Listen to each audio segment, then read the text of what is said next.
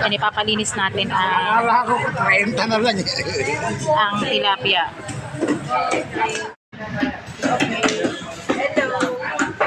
Ito po, sila po yung mga naglilinis ng isda dito sa... Hello po! Sila yung mga naglilinis po ng isda. Dito sa Pandawan, pwede ka na magpalinis. Ang kilo, 15 pesos. Magkano po sa bangus? Pag magpapanin? Ito nga, per kilo. Per kilo. Ano, kaysa maglilinis pa tayo sa bahayan.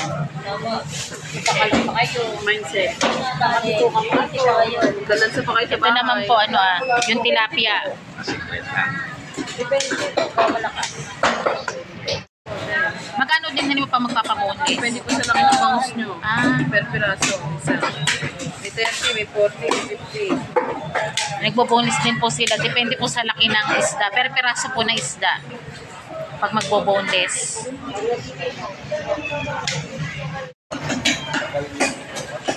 Ito po, nagpapadaing tayo ng bangus. Dito naman po sa kabila kay ate. Nagpapatanggal naman tayo ng kaliskis at ng ng bitupa at saka yung hasang na Pero isda. Sanchez, ano?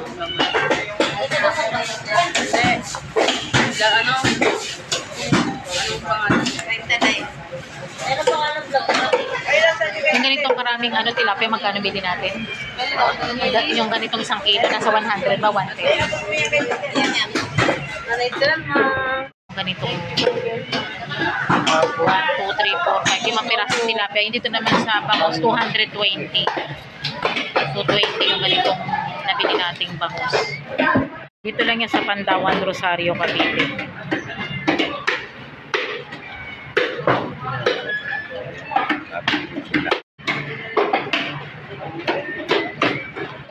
Ay, di ba? Aga lang. Okay, mamamatol. Dito lang yan sa Pandawan, Rosario, Cavite. Maraming pwede kayo magpalinis dito ng isda pag natapos na po tayong mamalengke. Mostly, mga 30. Sila yung mga naglilinis po dito sa Rosario, Cavite. Tapos na tayo magpalinis ng bangus. Ibababad natin ito, gagawin natin itong daing. So, thank you. Don't forget to watch Nestor Lakay. Like, Share and subscribe. Thank you so much po.